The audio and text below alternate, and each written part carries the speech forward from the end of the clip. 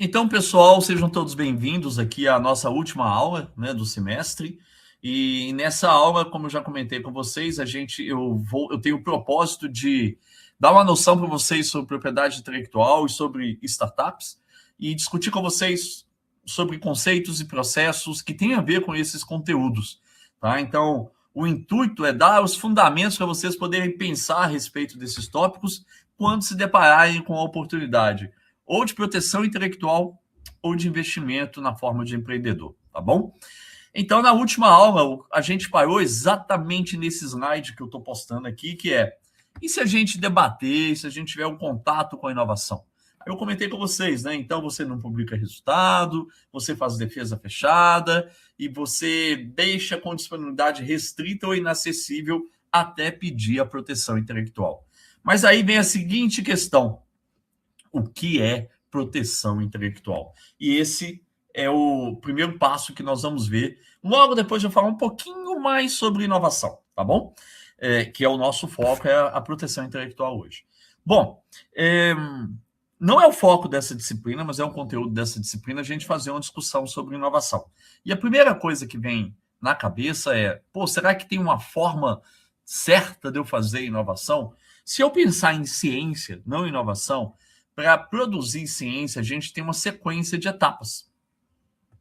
E essa sequência de etapas é que eu acabei de projetar aqui. E a gente começou essa disciplina discutindo sobre o método científico e passos oficiais do método científico, mas o que eu mostro aqui para vocês são passos que descrevem a aplicação do método científico, tá? Então, o que eu tenho aqui? Eu tenho uma revisão bibliográfica. Então, o que é uma revisão bibliográfica? É o instrumento que me permite saber como que está o conteúdo, como é que está o nível de conhecimento do que eu estou trabalhando, né? Então, depois eu tenho um desenvolvimento de projeto. A partir do momento que você tem uma revisão bibliográfica, você pode enxergar um problema, você pode produzir uma hipótese, e aí você desenvolve o projeto, tá? Então, muitas vezes você está testando essa hipótese. E aí, não raramente, você precisa de colaboração. Tá? Então, você tem envolvimento de pesquisadores, para poder fazer a condução dos seus experimentos, e aí depois você analisa, e aí você tem interpretação dos resultados, e aí o que você produz, por exemplo, aqui no mestrado, vai virar, no mínimo, o seu trabalho de conclusão de curso, que é uma dissertação de mestrado. Mas a gente tem uma expectativa forte de que vire um artigo científico publicado num periódico de renome, um periódico bom, e que dê visibilidade para o seu trabalho e auxilie você no seu futuro, né? E aí, você, além de publicar isso como um TCC ou como um trabalho científico em forma de artigo, você pode divulgar isso em evento científico também. Bom, esses são os princípios científicos básicos, divididos em algumas etapas aqui. E se eu fosse falar em princípios de inovação? Eu tive no evento que eu estou chamando atenção para ele aqui, em 2018, e dentro desse evento eu ouvi o Wagner Valente, diretor da Agência de Inovação da Unesp, falando o seguinte, e aí é por isso que eu estou citando ele aqui, porque essa ideia é dele. Se, por um lado, em ciência, eu tenho que fazer uma revisão bibliográfica, quando eu estou tratando de inovação, eu tenho que buscar anterioridade. O que é buscar anterioridade? Descobrir se aquela coisa que eu estou querendo transformar em inovação, aquele processo ou aquele produto já não existe. Tá? Então, muitas vezes eu posso ir fazer uma pesquisa, se não existe nada daquele produto e processo, eu faço esse caminho. Se existe, então eu posso mudar um pouquinho o caminho e continuar tendo bastante coisa nova, tá? Então, com chances de produzir algo novo, interessante, que eu tenho que preocupar com propriedade intelectual. O Wagner Valente também falou o seguinte: olha, dentro de ciência, a gente faz desenvolvimento de projeto. E dentro do processo de inovação, a gente faz desenvolvimento de produto ou serviço. Se você olhar para o seu TCC, e vai ser tema do último slide dessa aula de hoje, se você olhar para o TCC do colega ou para uma tese de doutorado, elas estão buscando alguma coisa nova, só que com viés, muitas vezes, puramente científico. E se a gente enviesar um pouquinho, isso pode virar um produto ou um serviço com a atribuição de fornecer valor. Se eu pensar cientificamente, eu tenho colaboração com pesquisadores. E se eu pensar em termos de inovação, eu posso colaborar com a empresa, eu posso associar-me à empresa e ter uma empresa envolvida dentro do meu trabalho e com isso, ter mais estímulo para obter um produto novo. Se eu pensar como pesquisador, eu tenho condição de experimento e observação. Dentro de inovação, o método mais comum é você trabalhar com meta-análise, que são um procedimento que a gente usa dentro do método científico. A análise e interpretação de dados é recorrentemente feito dentro do processo de produção de ciência. Mas é exatamente isso que a gente faz dentro do processo de produção de inovação. Exatamente a mesma coisa. Eu tenho algo a ser, eu tenho uma ideia se transformando em algo inovador, então eu vou fazer uma análise, vou interpretar para ver se aquilo está funcionando. E dentro da ciência eu publico TCC, eu publico artigo, e aqui na inovação a gente publica pedidos de proteção intelectual, que a gente vai destrinchar já já. E uma coisa que a gente pode fazer dentro do processo de inovação é abrir startups e spin-offs, que daqui a pouco eu vou discutir a diferença delas com vocês, tá? E não faz parte do nosso processo de produção de ciência, mas deveria, porque muitas vezes o que a gente produz como ciência, basta girar uma chave, encarar de um ponto de vista um pouquinho diferente e a gente consegue produzir, gerar valor em torno dos nossos produtos ou processos, inclusive abrindo uma startup e gerando recurso financeiro para a gente mesmo. E pensando em ciência ainda, a gente divulga em eventos e o principal estilo de divulgação dentro do processo de inovação, que é bastante conhecido, é a apresentação de pitches. Em alguns momentos dentro dessa disciplina, eu comentei com vocês sobre Shark Tank, pitches do Shark Tank. Eu posso estar até enganado, eu não lembro se eu comentei certamente, mas eu acho que sim. E hoje nós vamos falar um pouquinho, no finalzinho aqui, uma série de etapas que são importantes para você pensar em startup. E aí essas etapas lá eu vou chamar a atenção para vocês, são exatamente os itens que a gente teria em pitches de apresentação de startup, buscando investidores para o empreendimento e para frente. Bem, então, em branco aqui eu tenho processos que a gente já está habituado a fazer. Em laranja ou vermelho, não sei que cor está saindo para vocês, eu tenho uma adequação dos processos que a gente está habituado. A única coisa que é totalmente novidade é a abertura de startup spin-offs, que é o penúltimo item que está apresentado aqui.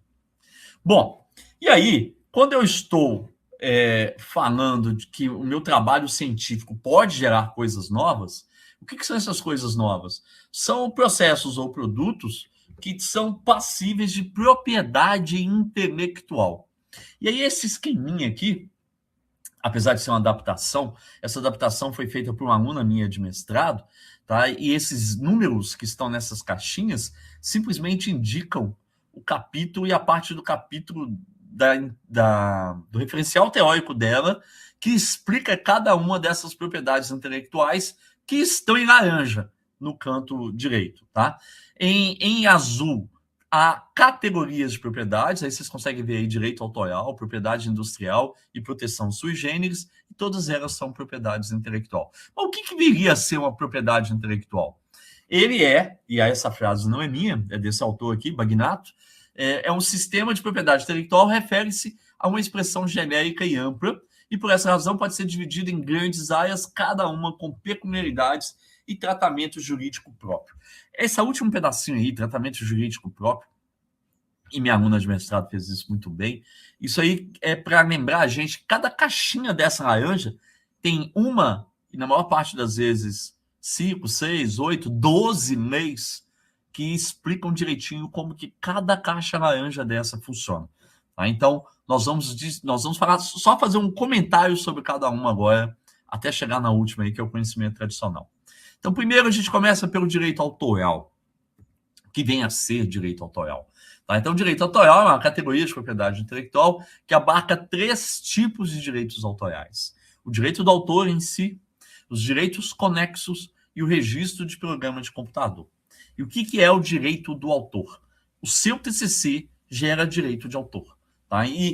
Mas ele tem que ser registrado? Quando a gente entra com ele numa biblioteca, ele está sendo registrado na biblioteca. Tá?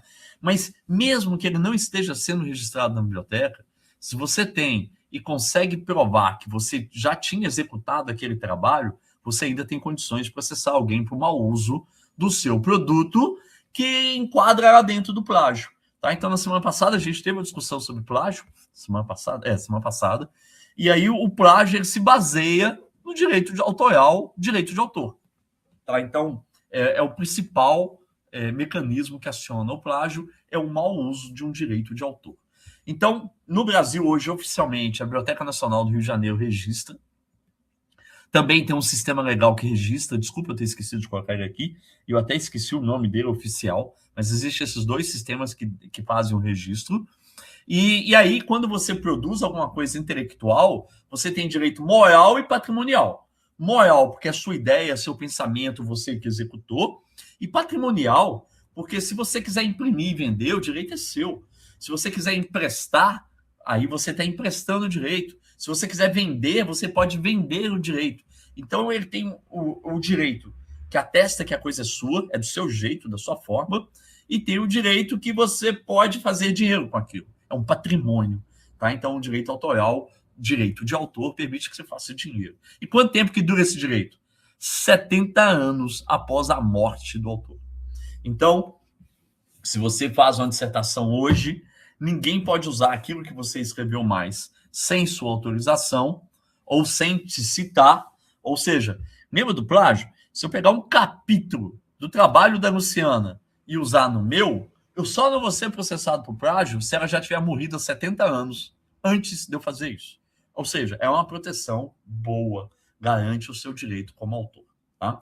Tem outras várias peculiaridades sobre isso, mas para eu poder falar um pouquinho de cada um, eu vou falar mais superficialmente. Tá? O segundo, gente, qualquer coisa, interrompam. O segundo direito, que é direito autoral ainda, é o direito conexo. E o que é um direito conexo? Ele é igualzinho ao direito do autor, com exceção do fato de que ele dura de 20 a 50 anos e, principalmente, ele é o material do autor interpretado, traduzido ou adaptado. Então, eu não posso interpretar algum trabalho de alguém sem autorização. Então, se a Luciana me der autorização para usar o parágrafo dela e negociou comigo essa autorização, então talvez ela tenha ganho direitos patrimoniais por ter emprestado para mim o texto dela. Mas, enfim, o que eu vou estar fazendo, e eu vou explicar para ela, é uma interpretação. É muito comum isso em música, é muito comum isso em livro estrangeiro passado para o português, é muito comum você ter...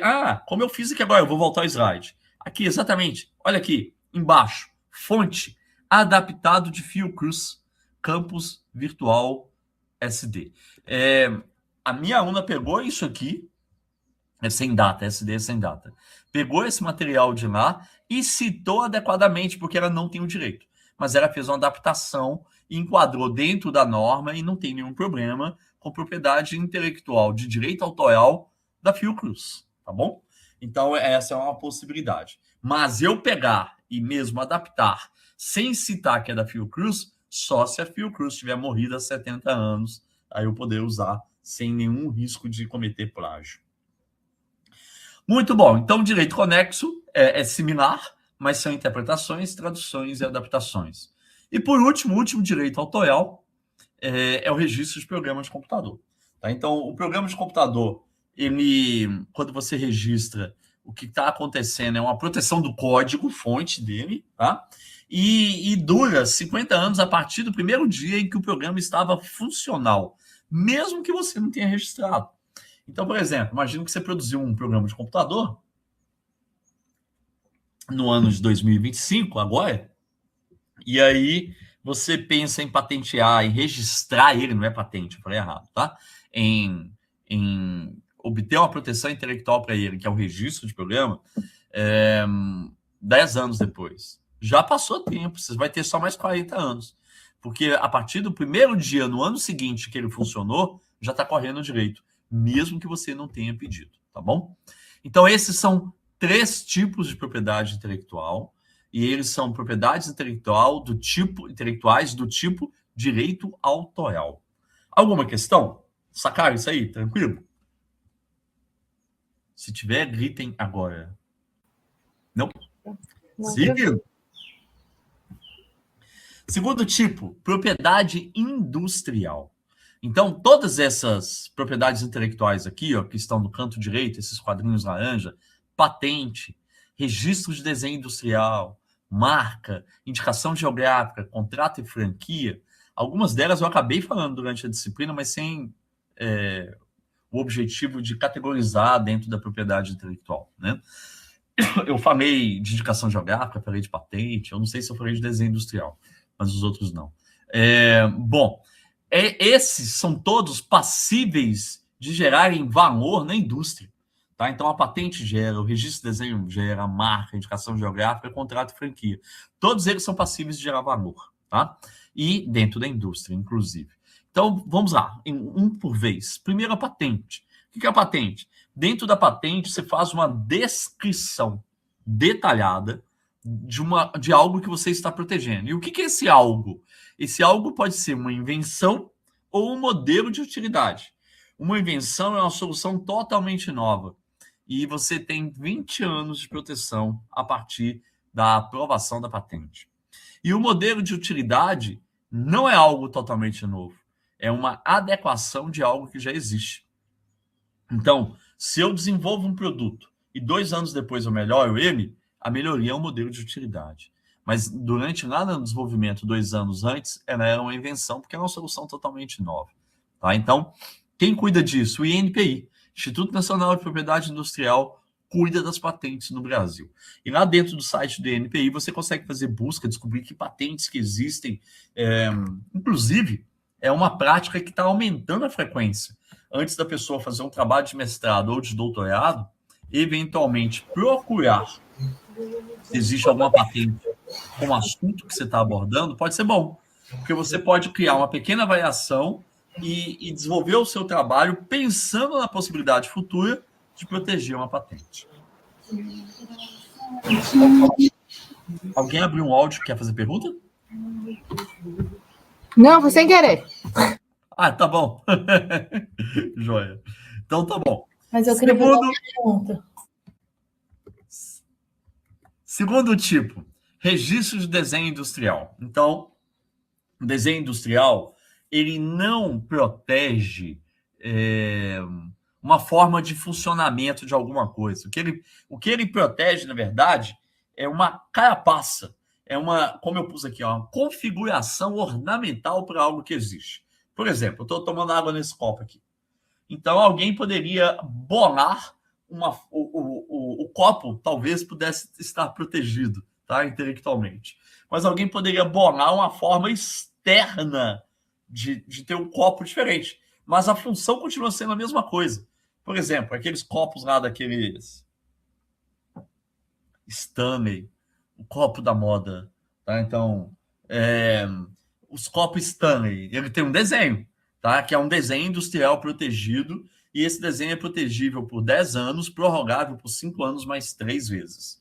Tá? Então, é claro que a gente vê umas coisas piratas por aí, mas devem estar ilegais, porque talvez aquele desenho lá seja... Talvez não, eu creio que seja protegido como desenho industrial. Terceiro, marca. Então, marca eu acho assim, tem muita coisa que se pode falar de marca. E quando as pessoas estudam como bolar uma marca, a cor, a forma, a estilização, se é 3D, se é 2D, existe um monte de detalhes dentro de marca. E marca tem muito detalhe, entre outras coisas, porque marca, ela indica como que você confia em alguma coisa. Então, se você confia ou não. Por exemplo, eu estou aqui com o controle de um ar-condicionado. Ele tem esse escrito Midea aqui, deixa eu ver se dá para vocês verem. Tá aí, Midea, escrito aí, ó, tá? Então, esse desenho da marca e esse nome foram protegidos intelectualmente. E a ideia da Midea é que alguém, quando vira esse símbolo, vira esse nome, tenha confiança no produto. Então, marca é algo que vai representar a empresa. E aí a expectativa é que ela tenha uma imagem atrativa, que seja fácil de você entender e que retorne o que você pensa daquele produto. Aqui eu tô na minha frente, aqui eu tenho a marca do Sebrae no copo, da Toshiba, o JBL, Canon. Então, ninguém pode usar esses nomes. Eles estão protegidos e eles significam muita coisa. Significam tecnologia, avanço científico, significa treinamento de pessoas, significa resfriamento. Então, as marcas carregam a maçãzinha da Apple. Então, elas carregam um conteúdo por trás dele. O HP da HP, que eu esqueci como é que chama HP. Aí, tá vendo? A gente só lembra do HP. O H e o P dentro de uma bolinha. Então, eles transmitem muito valor, tá? Então, para os seus clientes.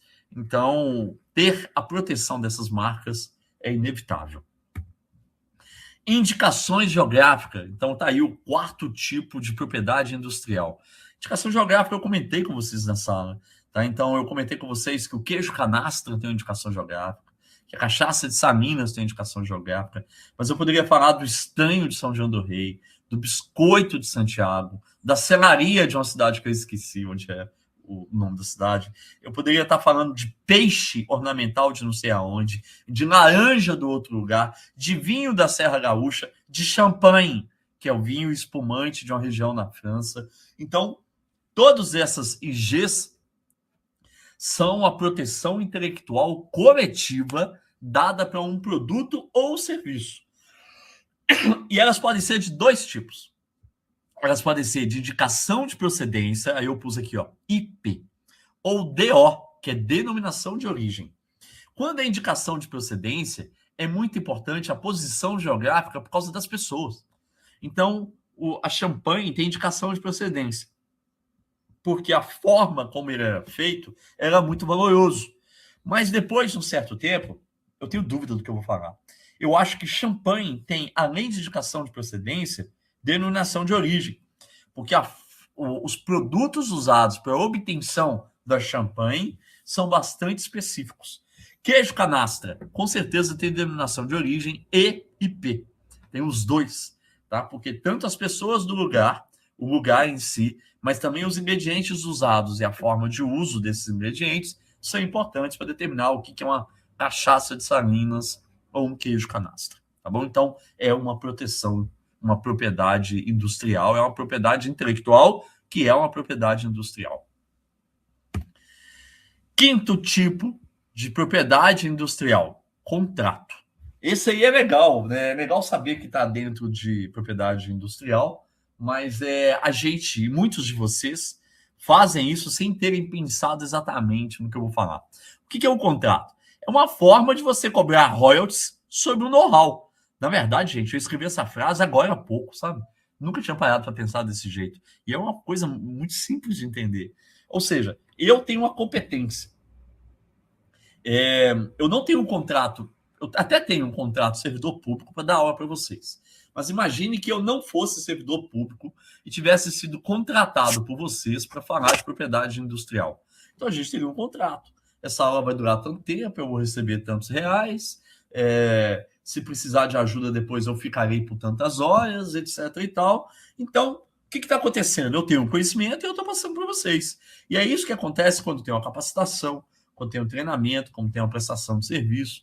E até mesmo um tipo de contrato especial é o contrato por franquia, que na verdade é um CNPJ liberando que o seu jeito, sua forma de obter um produto, a sua imagem, seja usado por outro CNPJ. É um contrato também. É um modo de você obter um royalty do know-how que você criou. Então, quando eu penso assim, chocolate, Cacau Show, deve ter havido uma primeira Cacau Show. Tem que ter havido uma primeira. Então, ela criou o nome, ela criou a imagem, criou o estilão de loja, criou os produtos, e aí, em algum momento, ela resolveu fazer contratos de franquia. Então, se você está interessado em vender chocolate do jeito que eu vendo e se passar por mim, ou seja, obter o meu know-how e fazer como eu faço e que deu certo, você me pagar royalties. Como que é o royalties? Aí tem uma discriminação do contrato. Você vai pagar tanto por mês para sempre e vai pagar uma porcentagem do que você fatura para sempre, que é essa aqui. Talvez existam outras coisas também nesses royalties, mas essas são as principais. Ok? Esses são os tipos de propriedade industrial, que são segunda categoria de propriedade intelectual. Patente, registro de desenho industrial, marca, indicação geográfica, contratos e franquias. Apesar de estar colocado e franquia, eu tenho quase certeza que franquia é um tipo de contrato, nessa categoria típica contrato. mas se não for, tudo bem, eles estão na mesma categoria, tá bom? Há alguma questão? O professor, Sim, olha. se eu criar algum aplicativo, entra em alguma coisa dessas aí? Uai, foi o que a gente passou no primeiro. Você estava na hora do direito autoral? Tava, sim. Mas eu tô querendo perguntar desde ele. Eu tô esperando você terminar para ver se Menina, entra. pergunta na hora, mas não tem problema não, a gente volta. Tá aqui, ó. Tá? Então, o direito autoral, registro de programa de computador, tá? Então, é o terceiro tipo de direito autoral que existe, tá? Então, você entra exatamente nessa terceira categoria. Na verdade, você vai estar protegendo o código e se você protege ou não, já está valendo. Imagine que você hoje está com o aplicativo funcionando, então se ele já funcionou hoje, já está valendo, mesmo que você não proteja, o seu prazo já está correndo, entendeu? Entendi. Mas você tem alguma especificidade que você queira perguntar sobre aplicativo? Não, era questão, tipo, desse registro autoral mesmo, sabe? Você tem que fazer alguma coisa, ou você só lança o aplicativo e já tá tudo certo. Então, Lívia, normalmente as pessoas só lançam mesmo, tá? Então, a partir do momento que você lança ele dentro de uma plataforma, dentro do... Como é que chama? No iOS tem e no Android tem. A loja de aplicativos, né? A partir do momento que você põe lá dentro da loja de aplicativos, pelo fato dele existir, Lívia, ele já é seu. Já não é um problema, tá? Mas quando você cria a proteção, no caso, você está dentro da universidade, esse aplicativo está surgindo com pesquisa na universidade? Não. Não? Então tá. Então não envolve ele na universidade. Porque tudo via universidade, a universidade acaba usando alguma coisa e faz todo sentido. Lá em patente, eu vou falar mais disso. Não, se bem que eu já falei de patente. Ninguém perguntou, mas a patente hoje, eu vou falar porcentagens erradas, com certeza. Se eu desenvolvo um produto na universidade e vou patentear esse produto, aconteceu comigo e uma aluna ano passado, e vou patentear esse produto, então a universidade fica com... Gente, talvez eu erre os números, tá? 75% de todos os benefícios financeiros que a patente possa gerar. Aí a primeira impressão que todo mundo tem é que, nossa, que absurdo.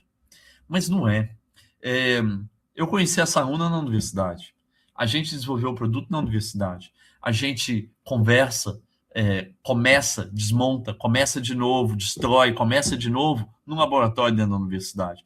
Então, a tecnologia, o know-how, tudo foi desenvolvido dentro da universidade. E a universidade fica com a parte desse recurso, que é grande, mas para gerar mais recurso para isso conseguir voltar para a universidade. Tá? Então, como é que fica? Eu vou errar os números e vou errar os setores, mas, se não me engano, 25% já fica na pró-reitoria, aí outros 25% entram no departamento, outros 25% obrigatoriamente são...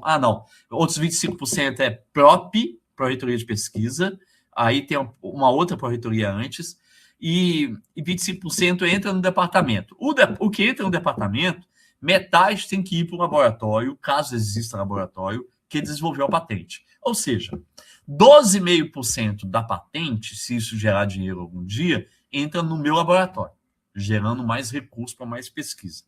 Sobrou 25%. O que são esses 25%? Para os autores. Tá? Então, aí sim, aí esses são para CPFs. Então, a ação na patente, financeiramente, se um dia der retorno, ela não é gigante. Mas não cabe, inclusive, argumentos já discutidos, trabalhos escritos, discussões online, pessoais e tudo mais. Aí eu não vou fazer, porque a universidade fica com 75%. Então, isso é uma coisa...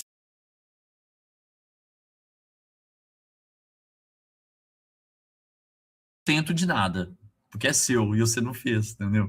Mas se você faz e pede o registro...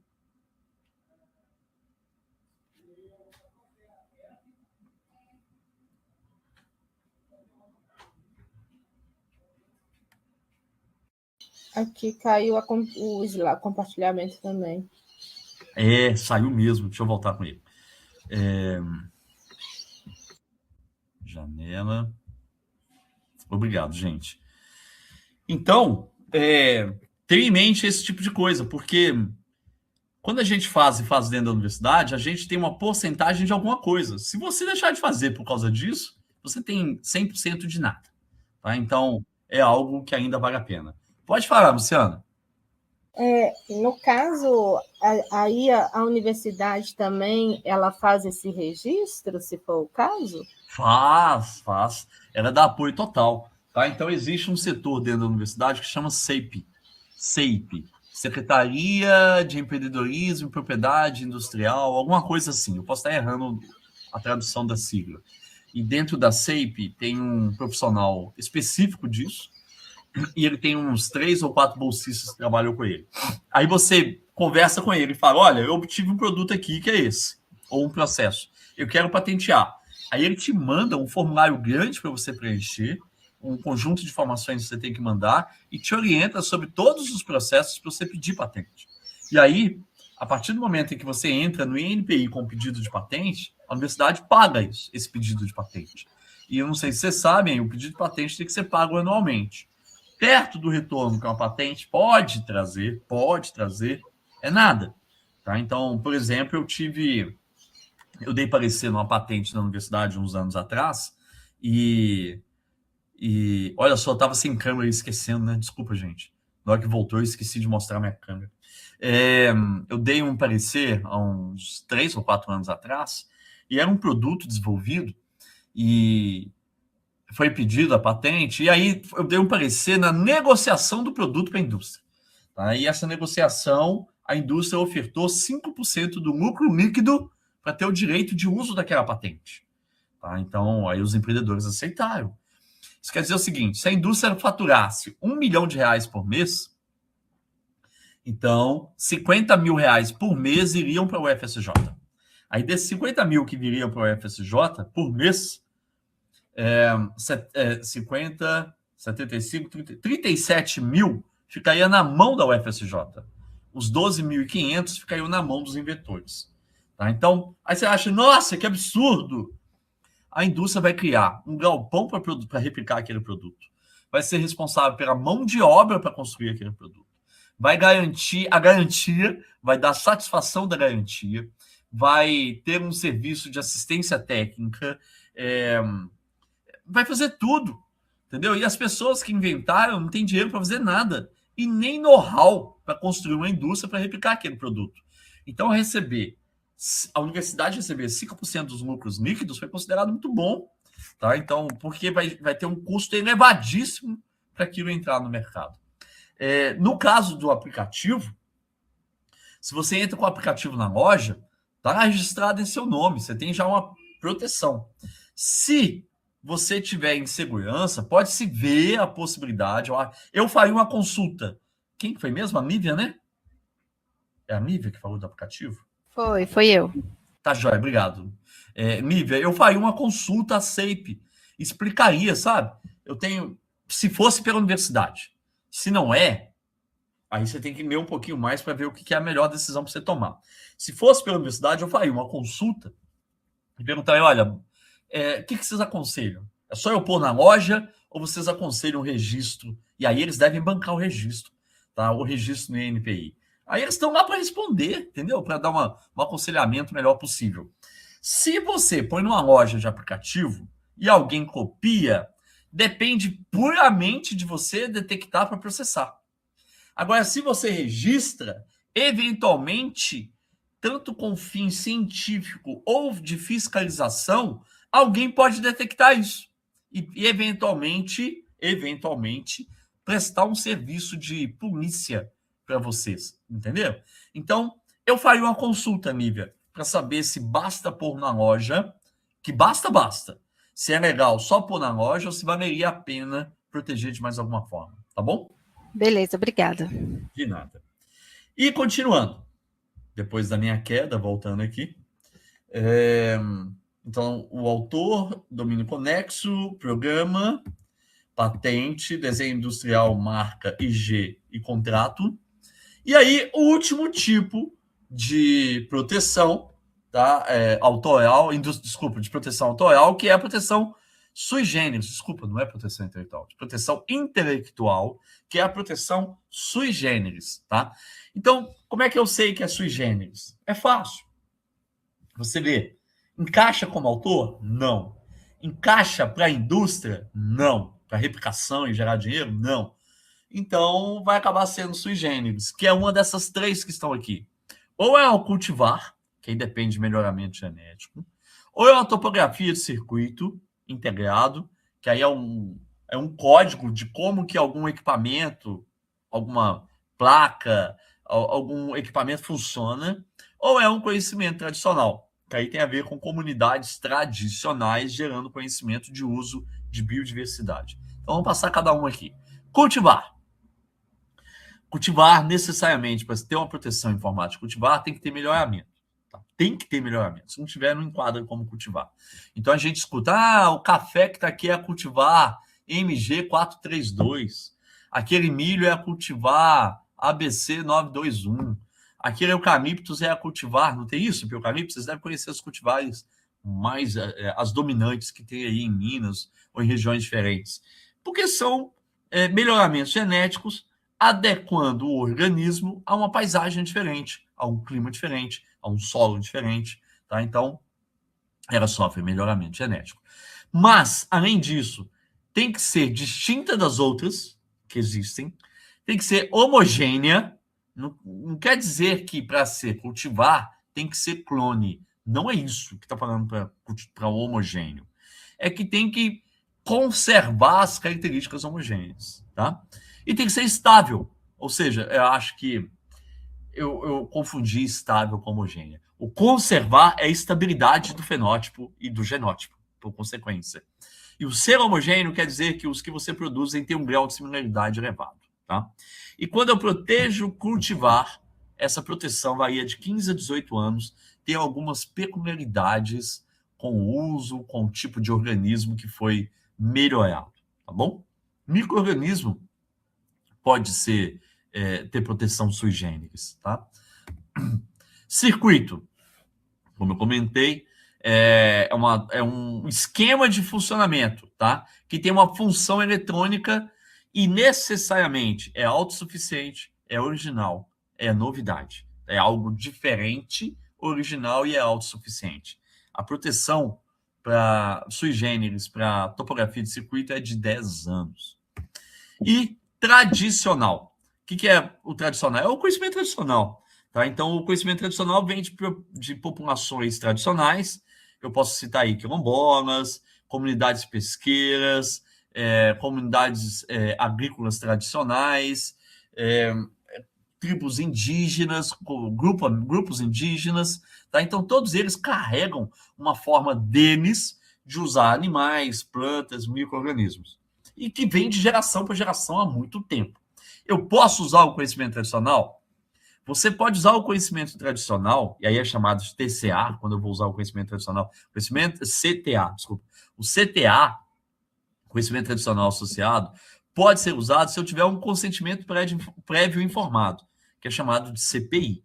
Tá? Então, eu posso comunicar-me com um grupo de conhecimento tradicional e usar aquele conhecimento para fazer dinheiro. Mas dentro desse contrato, eu tenho que retornar benefícios para esse grupo tradicional. Esse contrato tem as normas, detalhes, como ele tem que ser feito. Tá? Então, esse é o terceiro tipo de proteção sui generis, e com esse a gente passa por todos os tipos de proteção intelectual que existem. Detalhe, tudo que eu falei aqui está ancorado em leis brasileiras. Tudo que está aqui pode ser ligeiramente diferente em outros países, tá? Então, por exemplo, se eu tiver uma proteção intelectual do tipo patente, a minha proteção intelectual patente só vale no Brasil, tá? Mas um direito autoral numa música não vale só no Brasil. Eu não preciso proteger fora para estar valendo fora. A patente eu preciso proteger no outro país para estar valendo no outro país. Então, existem peculiaridades para cada proteção intelectual dessa, que define quanto tempo dura, qual é o território em que essa proteção atua e detalhes, vários outros detalhes que podem ser diferentes entre países diferentes. Beleza? Alguma questão ainda sobre proteção de propriedade intelectual? Se alguém tiver alguma dúvida, levanta a mão ou fala, eu vou passar. Muito bom. Então, tá bom. Então, vamos supor que você transformou uma ideia em inovação. Aqui dentro já tem uma confusão. Muitas vezes as pessoas já começam a falar assim: eu não vou apresentar minha ideia naquele evento, porque vão roubar minha ideia e vão transformar ela em dinheiro. Muitas vezes a gente confunde ideia com inovação. Ideia ainda está no âmbito de dentro da sua cabeça, tá? Então, está no seu pensamento. Você ainda está pensando, eu gostaria de ter uma cultivar que funcionasse desse jeito. Ainda está no seu pensamento. Eu vou desenvolver um aplicativo que vai fazer isso. Pensamento. Eu vou proteger intelectualmente esse processo aqui, ó, porque ele reduz o custo na indústria de laticínios. Está no pensamento. Antes de sair, só depois que sai do pensamento e vira algo tátil é que vira inovação. E como é que é isso? Quando o pensamento passa para processo ou produto de verdade, aí sim é inovação. E quando for inovação, gera valor. O seu pensamento não gera valor. Mentira, professor. Gera valor sim. Tanto é que, pelo fato de eu ser mestre, eles me pagam mais no emprego. Não. Aí é o seu know-how. Aí está o contrato. Tá? Então, lá dentro do contrato, eu assino um contrato com você vai trabalhar para mim 1 ano, ninguém mais escuta suas ideias, só eu. E eu arrumei um jeito legal de proteger para eu ter exclusividade para ouvir suas ideias.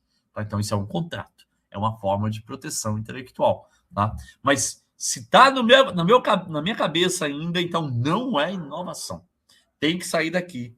Tem que virar um processo ou tem que virar um produto e aí gera valor. Aí sim é inovação.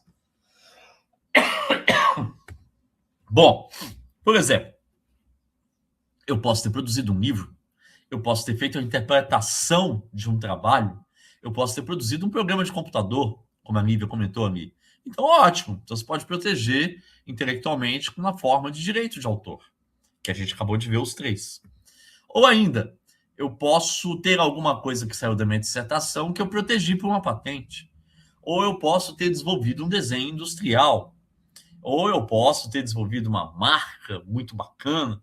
Ou uma indicação geográfica. Ou ter escrito um contrato. Então, tá bom. Tudo é passível de proteção intelectual e, nesse caso, propriedade industrial. E, por último, eu posso ter... A minha ideia, o meu trabalho se tornou um circuito, ou o meu trabalho gerou uma cultivar, ou o conhecimento tradicional daquele grupo indígena vai gerar um produto novo aqui que vai fazer grana. Então, é proteção sui generis.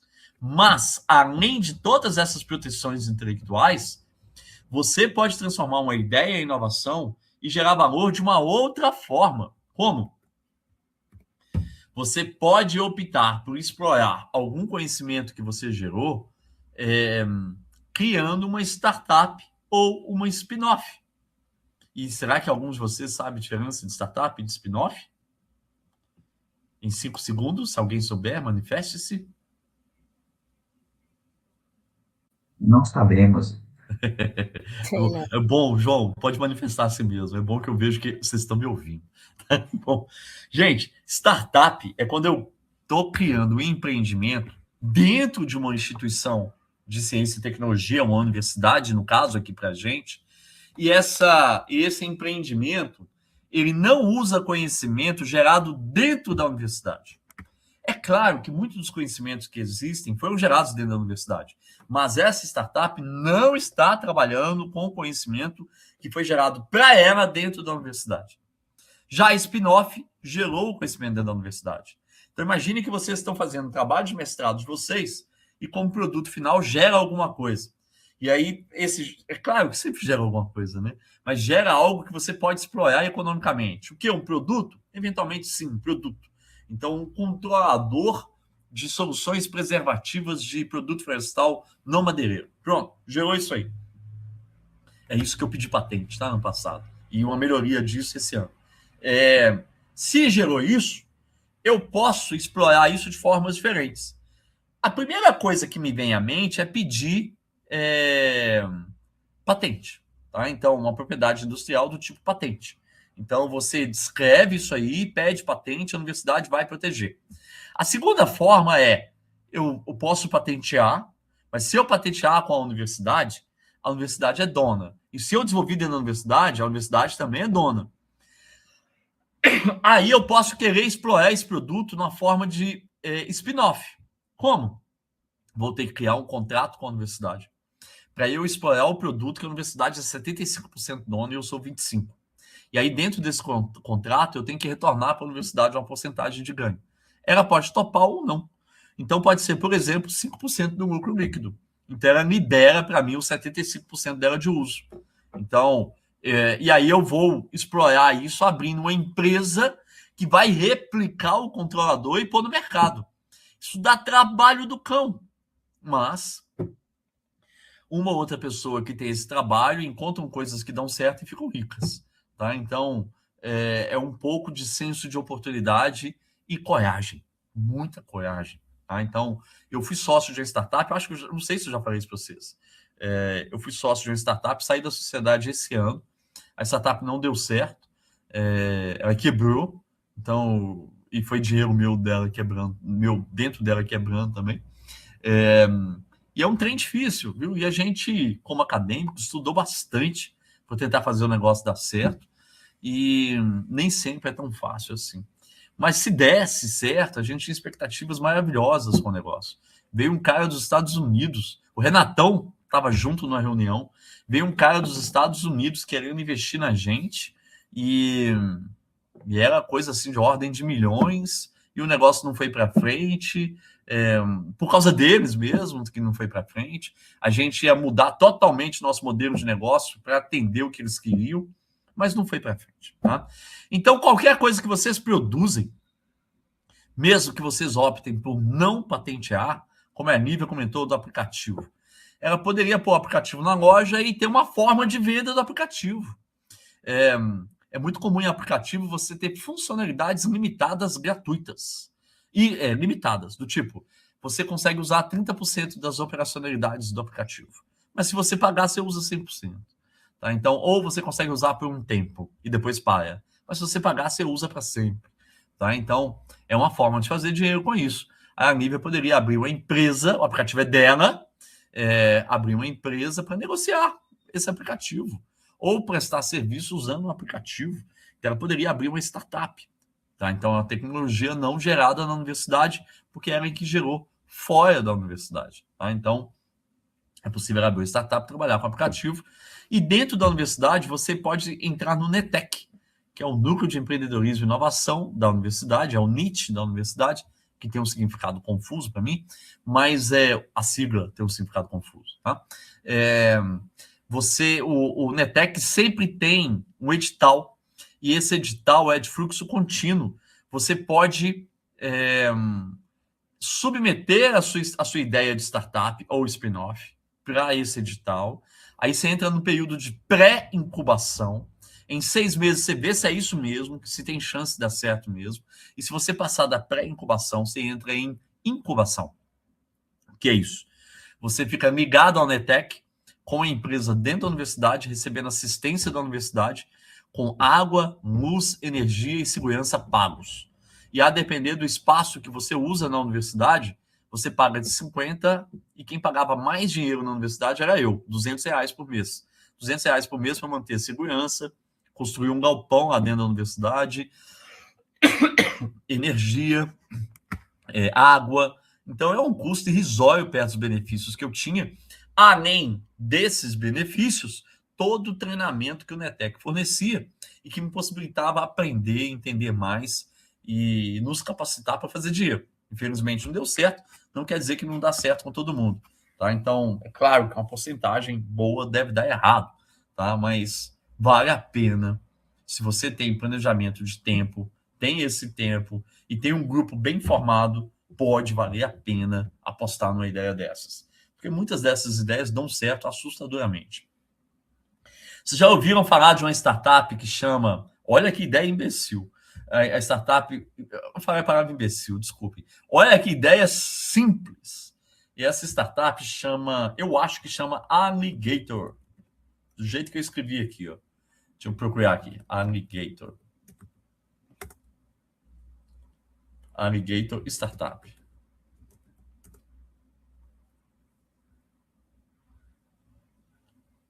Ah, não é Alligator, não. Alligator. Eu vou até pôr o link aqui para vocês verem. É assustador. Ou não copiei, não. É assim, ó. Alligator. Tá? Então eu pus o nome aí. Se vocês puserem www.alligator.com, vocês caem nela. O que esses caras fizeram? Há uns anos atrás, eles alugavam tudo. Aí eu vou viajar, eu quero uma câmera a GoPro para pôr no capacete e pedalar. Aí eu vou viajar, eu quero uma carretinha. Aí eu vou viajar, eu quero viajar de helicóptero. Eu quero um helicóptero. Aí eu vou viajar, eu quero um computador. Eles alugavam de tudo e quebraram. Mas eles identificaram que dentre os itens que eles alugavam, tinha um item que, se fosse só ele, teria dado lucro. E o item foi iPhone. Eles mudaram a ideia da Alligator, pararam de alugar qualquer coisa e começaram a alugar iPhone. Eu estou na loja agora deles, aqui aberto, e só tem iPhone, tá? Mensalidade a partir de R$263. Agora tem PlayStation também. Tem aluguel de PlayStation também. Então, não sei se isso aí vai dar certo ou não, mas com o iPhone, eles conseguiram investimento. Eu estou com medo de falar número, porque eu não estou acostumado com cifras grandes. Mas eu acho que eles conseguiram investimentos de R$400 milhões. Para quê? Comprar iPhone. Não deve ter sido 40, gente. R$40 milhões para comprar iPhone. Tá? Eles compraram iPhone e eles eram uma startup que uns 2 ou 3 anos atrás, eles tinham uma fila de 4.000 pessoas esperando iPhone para alugar. Não é 4.000, não. É mais, tá? Eu tô com medo de falar os números e falar o número errado. Então, a ideia simplória dessa poderia ter sido uma startup na universidade. Eu não sei se foi uma startup dentro de uma universidade.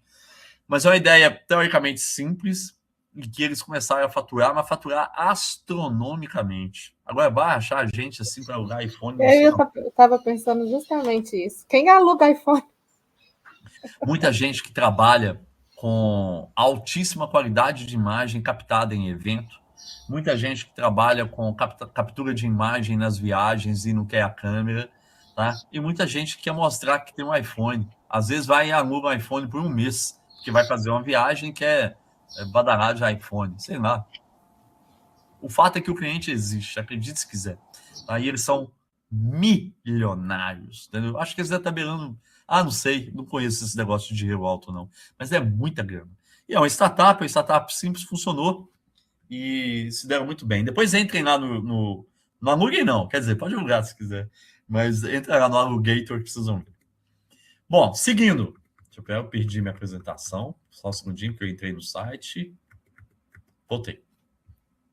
Bom, e aí, pensando então em startup e spin-off, eu quero falar um pouquinho mais sobre isso aqui para vocês, tá? Então, startup e spin-off, se eu pensar nelas como um projeto, tem algumas coisas que são importantes vocês terem conhecimento.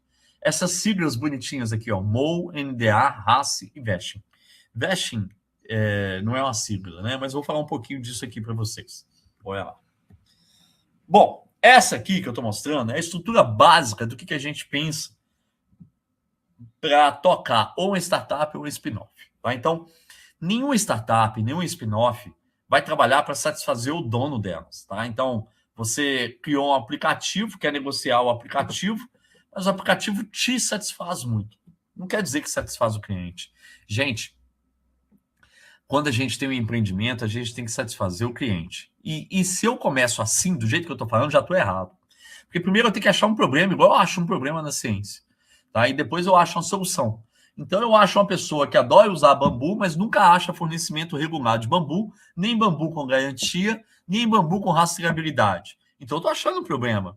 Se eu montar uma empresa que recolhe bambu, que coloca o bambu homogêneo, com qualidade, que dá garantia e tem regularidade, isso pode ser minha solução. A minha empresa pode ser uma startup para vender bambu. Então, eu tenho o meu fornecedor, que são as propriedades rurais, onde eu vou lá e busco, aí eu trato o bambu, aí eu dou garantia, a depender da forma de uso, eu mudo o sistema de tratamento para te dar segurança de uso.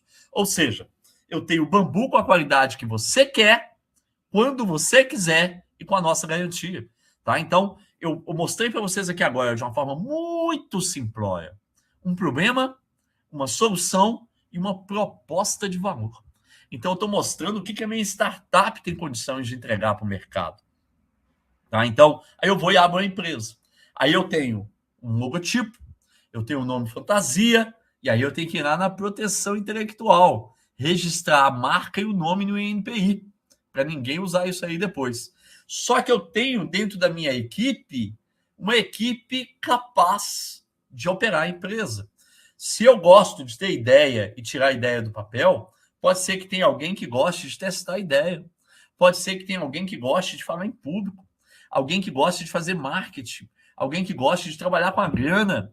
Então, qualquer startup ou spin-off tem que ter equipe. Essa equipe é o segredo para o negócio dar certo. Nós tivemos problemas na nossa equipe que a gente quebrou. A nossa startup chama ainda existe, só não existe no UFSJ.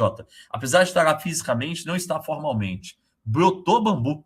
Tá? Então, a gente não tinha gente competente para todas as nossas funções. De certa forma, isso atrapalhou um pouco, mas não foi só isso. Tá? Então, eu tenho a definição de quem são os sócios e quais são os papéis de cada sócio, e baseado no trabalho que cada papel dá, eu tenho as cotas dos sócios. Tá? Então, aqui na frente, um pouquinho, eu vou mostrar para vocês como é que você divide cota de uma empresa. É igualzinho dividir a autoria no Credit. Tá? Então, você tem funções, põe quem que está executando qual função e dá a cota diferente para quem executa mais função. Só que é o seguinte, vocês já se depararam com circunstâncias como é que eu vou ilustrar. Imagine que uma série de pessoas se junte, se comprometa a executar um produto e que 3 ou 4 encostem e 2 só trabalhem. Vocês já passaram por isso, não já? Trabalho de disciplina. Sempre tem isso. Tá? E aí, tem os bocoió que protegem quem não trabalha, tem os malandro que mamam na teta dos que trabalham, e a coisa continua assim, desde sempre. Tá? Só que se você fizer isso dentro de uma empresa, você vai ser passado para trás. E eu conheço um caso, pelo menos um caso, que aconteceu exatamente isso. Tem uma moça que é biomédica na UFMG, e ela montou uma spin-off com um produto que eles desenvolveram. E quando eles montaram a spin-off, no contrato deles, eles dividiram as cotas da empresa por 4. Então, os quatro sócios ficaram com 25%, cada um. Só que assim que saiu a empresa, uma pessoa encostou no barranco. Não fez mais nada. Não tem jeito de tirar a pessoa da sociedade. A pessoa não fez mais nada. Como é que eu faria era fazer alguma coisa? Primeiro, a divisão das cotas foi passional. Não foi por esforço que as pessoas já tinham e que iriam executar. Segundo, eles não pensaram numa coisa que é a última palavra que eu mostrei no slide anterior para vocês. Vesting. Você não pode ter as cotas na hora que a empresa abre. Você tem que ter direito às cotas aos poucos ao longo do tempo, comprovando que você está engajado. Então, depois que passa 18, 24 meses trabalhando igual um louco, você passa a ter direito das cotas que você adquiriu nos últimos 24 meses. Mas ainda tem mais 24 meses para você trabalhar e ter direito aos seus 25%. Ou seja, os seus 25%, vamos imaginar que sejam 24%, os seus 24% estão distribuídos em 1% por mês. Se eu abandonar a empresa aos 12 meses, eu saio com a mão na frente e outra atrás, com nada. Eu tenho que alcançar 24 meses trabalhando e atestando que eu trabalhei para eu ter direito de 24. Ah, não, eu falei 2 anos? Se eu tiver 4 anos de plano de vesting, eu tenho que trabalhar 4 anos para ter direito dos 24%. É 0,6 por mês, né? Se eu trabalhar 2 anos, aí se eu puser na minha cláusula de vesting, que você está juntando cota mês a mês, mas só a partir do 2º ano que a gente põe o nome na empresa seu com as cotas referentes a 2 anos. Ainda você tem que trabalhar mais 2 anos para juntar a totalidade das cotas. Ou seja, tem como você forçar cada sócio ou sócia a roer o osso até chegar ao tutano. Tá? Então, pelo menos trabalhar para caramba no período de firmação da empresa. Agora, se você não tiver um mecanismo desse, as pessoas se juntam, aí no dia da apresentação do trabalho você já apresenta sozinho. Ou seja, saiu o documento, todo mundo é sócio, a empresa existe, no dia seguinte você já está trabalhando sozinho, ou a empresa quebra. Então tem que ficar muito esperto com essas coisas. Tá? Situação do produto. Tem uma coisa que chama Technological Readiness Level, TRM. Vocês já ouviram falar disso? Alguém já deve ter ouvido falar, né? Deixa eu pôr aqui. TRL? Eu não. Não é estranho, não, mas não recordo, não. Tá. Essa escala ela foi criada pela NASA na década de 90. E o propósito dessa escala era conseguir identificar em que nível cada produto estava. Se ele já estava pronto para ser usado ou não, para ele ser replicado. Por exemplo, um parafuso diferente. Então, eu tenho um problema. Aí eu vou desenvolver a solução. Essa solução é um parafuso diferenciado. Aí essa solução tem que ser testada, tem que ser validada. Então, eu vou validar essa solução. Não, validou. Aí, depois que eu validei essa solução, agora nós vamos montar a linha de montagem para construir esse parafuso. Aí tem que validar essa linha de montagem. Ou seja, vai chegar no momento em que o parafuso era só ideia no passado, e vai chegar o momento que eu já estou apto a produzir 10 mil parafusos por dia. Então, entre ideia e 10 mil parafusos por dia, eu tenho a escala de 1 a 9. E aí são os níveis de TRM, que é a Technological Readiness Level, escala de maturidade tecnológica do que você está montando, do que você está fazendo. O meu parafuso tem escala de maturidade tecnológica 9. Isso quer dizer que ele já está em replicação em grande quantidade. Isso quer dizer que ele já saiu de ideia, quer dizer que ele já foi testado, já foi validado, já foi protótipo, deixou de ser protótipo, começou a ser montado, replicado, e agora ele é produzido em larga escala, totalmente aprovado. Tá? Então, você tem que ter uma ideia da situação do seu produto quando você vai trabalhar com startup ou spin-off, desse TRM. E aí, quando você vai trabalhar com startup ou spin-off, você tem que pensar em qual é a forma que você vai fazer dinheiro. Ou seja, qual é o seu modelo de negócio. E o modelo de negócio abarca duas coisas. Por exemplo, você vai vender para uma empresa ou vai vender para o consumidor?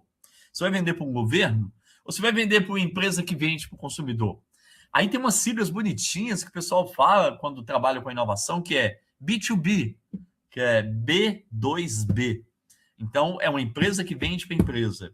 B2G, aí é B2G, é uma empresa que vende para o governo. B2C, é B2C, uma empresa que vende para o consumidor diretamente. Então, essa é uma decisão que você tem que tomar. Só que uma outra decisão igualmente importante é como que você vai vender. Como assim, como você vai vender? Eu posso alugar. Eu posso deixar usar parcialmente. E se você pagar, usa tudo. Igual o aplicativo da Nivea. Eu posso deixar usar por um tempo. E se você pagar, usa eternamente. Eu posso usar um modelo que chama Scanzol. O que é isso? Eu te vendo uma coisa barata e você se torna escravo meu numa coisa cara. Por exemplo, cartucho de impressora, lâmina de barbear de Gillette, aquelas cápsulas de café. A cafeteira, você acha, e agora na Black Friday estava cheio, compre 20 cápsulas de café. Quanto? Sei lá o preço, tá, gente? Estou chutando. R$100. Promoção! Compre 20 cápsulas de café, ganhe a cafeteira e leve isso tudo por R$95. Nossa, tá te aprisionando. A cafeteira é o de menos para a empresa. Ela quer que você compre a cápsula. A cápsula aqui, cara, a cafeteira é baratinha. Tem esse modelo que chama Scanzol. Tá? Outro modelo fazer leilão, quem paga mais? Quem paga mais leva o meu produto. E tem hoje em dia um leilão inverso. O que é um leilão inverso? Eu tenho um problema. Quem me apresentar a solução que vai me agradar, eu pago. Tá? Então, o descobrir se você é B2B, B2C, B2B2C, e o descobrir se você vai usar Scanzol, ou aluguel, ou venda direta. Não falei de venda direta, né? Venda direta é o mais antigo de todos, né? Talvez o aluguel também seja bastante antigo. Modelo de uso. Você paga pelo tanto que usou. Você faz assim com água, você faz assim com energia, você faz assim com a internet, com telefone celular, né? Então você paga pelo uso. Então você tem que descobrir para quem você vende e como você vende. Então isso define modelo de negócio seu. E nada disso adianta se você não souber direitinho com quem você compete. Tá bom, vou abrir uma loja de açaí. Com quem que eu vou estar competindo? Obviamente, vocês vão me responder, as outras lojas de açaí. Mas tem mais gente com quem eu vou competir? O que você acha, João? Nívia? Honorina?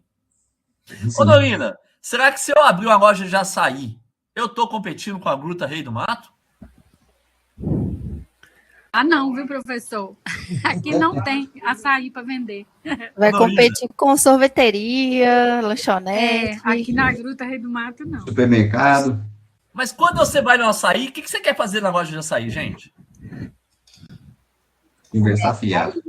Conversar fiado. Mas é só conversar fiado?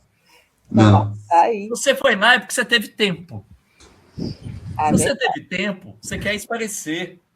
Você vai levar sua filha, seu filho, seu namorado, seu esposo, sua esposa. Você vai tomar açaí correndo, igual você almoça no bandejão na universidade? Ah, eu não consigo, não, porque eu Não. tenho problema de comer coisa gelada demais. Tá bom, você tá com a carne no dente, por isso que você tá com problema. Tá? Eu também tô. Não, mas é por conta da garganta. Se eu comer esse foi fruto bom. gelado Você e tá com com problema de gelo, garganta, tá bom. minha sinusite e a garganta ataca. Tá bom. O que eu quero dizer para vocês é que quando você vai na loja de açaí, você vai buscar um momento de lazer.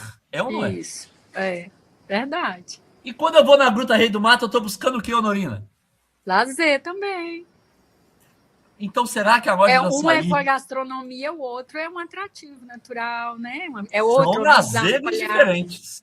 Mas se eu for no açaí, eu não vou no boliche. Se eu for no açaí, eu não vou no cinema.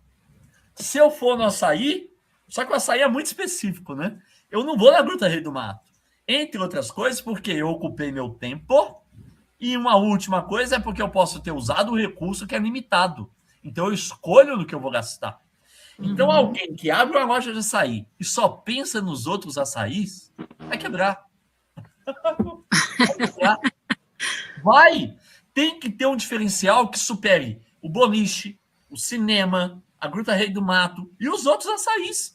Se você está chegando com algo que todo mundo já faz, você tem que fazer muito diferente. né? Você tem que sequestrar as pessoas que vão no outro comércio gastar dinheiro para ir no seu.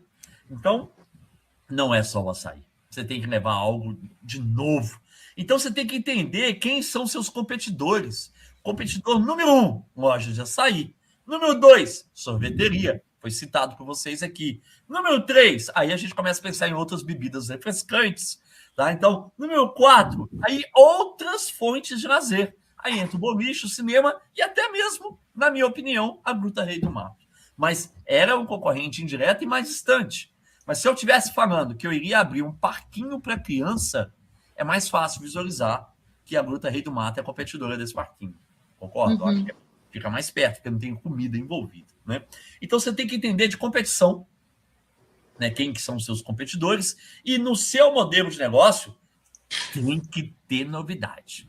Porque se você não tiver, você está entrando, e aí tem dois conceitos interessantes, chama Oceano Vermelho e Oceano Azul. Oceano Vermelho são águas turbulentas em que você está navegando e a concorrência é pesada. Você só entra lá se você for muito dono de si e estiver entregando algo absolutamente desejável, porque senão você vai ser quebrado rapidamente. E o Oceano Azul, que a maior parte das vezes as pessoas acham que estão nele e não estão, é quando você não tem concorrente. Tá? Então aí você pode vender o que você está entregando, porque é totalmente novidade, não tem concorrência. Tá? Então, se for essa circunstância, é menos difícil do que um Oceano Vermelho. Tá? Uma outra coisa que é importante saber dentro da modelagem de negócios é marketing share. O que é marketing share? Qual é a parcela do mercado que você quer atingir? E quando a gente trabalha com isso, a gente projeta ao longo do tempo qual é tamanho do mercado que eu quero atingir. Se eu sou uma startup ou um spin-off, eu posso estar planejando atingir, numa primeira escala, eu vou falar em 3 níveis espaciais. Numa primeira escala, isso chama TAM, SAM e SOM. SOM é o primeiro nível espacial. E a tradução do inglês é o mercado que eu consigo atingir diretamente, nesse momento. O meu SOM pode ser 7 Lagoas. Então, eu tenho que conseguir reconhecer quem é o consumidor do meu produto em 7 Lagoas. Mas não é qualquer consumidor. É muito difícil eu falar isso tudo muito rápido e sem aprofundar. Mas alguém aí lembra de propaganda de cigarro na TV? Eu lembro. Eu lembro. Da Eu lembro. Free, Tinha um cavalo, uma praia, uma mulher praia. toda O esbarrada. cavalo era de qual cigarro? Você lembra? Eu acho que era Marlboro. Marlboro, exato. E a asa delta? Era de qual cigarro? No... Hollywood. Hollywood. Isso. E o uísque em cima da mesa com o cara fumando charuto? Era qual cigarro? Nossa, eu lembro. Carlton. Um raro prazer. Lembraram? Lembrei disso. Não, eu não lembro tanto, não, porque já na minha época já estava começando a parar. A minha menina tá me criticando aqui, porque ela tá ouvindo minha aula aqui. Não tá prestando atenção em propaganda de cigarro. Mas é o seguinte... sei de Danoninho. Tudo é cigarro. Amo. Tudo é cigarro. Tudo, absolutamente tudo é cigarro. Só que eles têm um apelo especial para um público, para uma parte específica do público. Todo mundo fuma. Vamos imaginar que a população inteira fume. Só que o Marlboro quer vender para vaqueiro. Hollywood para desportista. Que incoerência. Carlton para rico.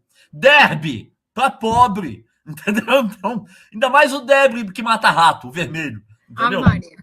Então, cada cigarro tem uma parcela do público que é ideal. Aí essa parcela ideal a gente chama de persona. Tá? Então, persona é o público ideal do meu produto. Então, gente, tem muita coisa por trás de abrir um empreendimento, sabe? Então, eu tenho que saber direitinho quem é o público ideal da minha loja de açaí. É minha mãe? Não é. Sou eu? Não é. Meus filhos, possivelmente, são o público ideal da loja de açaí. E existem os N motivos por trás disso. Tá? Então, a gente tem que saber qual que é o tamanho do mercado que eu quero atingir a curto, médio e longo prazo e quem dentro desse mercado vai consumir o meu produto. E quem e o tamanho vão definir toda a minha estratégia de marketing. Onde que eu tenho que marketar? Quem é o meu público define meu público-alvo ideal, a minha persona. Quem é a minha persona define onde eu vou fazer o marketing e como eu vou fazer. Se eu estou vendendo Carlton, eu não vou fazer marketing do cigarro do lado de uma garrafa de cachaça. Eu vou pôr uma garrafa de uísque. Se eu estou vendendo Derby, eu não vou pôr uma garrafa de uísque do lado dele. Eu vou pôr uma garrafa de cachaça ou uma cerveja barata. Tá? Então, não vou pôr uma cerveja especial, chique, cara, do lado de um Derby. Tá? Então, são detalhes dentro de empreendedorismo que fazem muita diferença numa startup ou num spin-off. E penúltimo, super importante, é você fazer a projeção financeira de pelo menos 3 anos dessa startup. Então, se for mês a mês é bom, se for semana a semana é excelente, se for bimestre é ruim.